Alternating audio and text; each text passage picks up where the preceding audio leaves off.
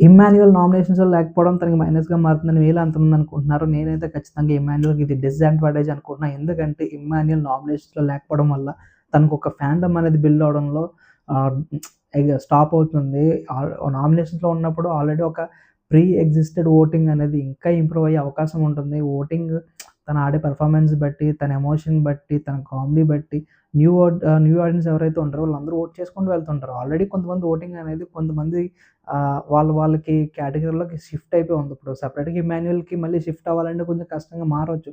So, ఇక్కడి నుంచి అయినా ఇమ్మాన్యుయల్ నామినేషన్స్‌లోకొస్తే తనకొక ఆడియన్స్ అనేది బిల్డ్ అవుతారు. ఓట్ చేస్తారు. సో, టాప్ 5 వచ్చినప్పుడు గానీ, టాప్ 2 వచ్చినప్పుడు గానీ తనకి ఏ రిస్క్ లేకుండా మంచిగా ఓటింగ్ అనేది పడుతుంది. మంచి ప్లేయర్ విన్ అయ్యాడన్న సాటిస్ఫాక్షన్ మనకు కూడా ఉంటుంది. కానీ ఇమ్మాన్యుయల్ వరుసగా ఇది seventh week, eighth week nominations నుంచి స్కిప్ అవుతూ వస్తున్నాడు. ఆడియన్స్‌కి దూరంగా వెళ్తున్నాడు.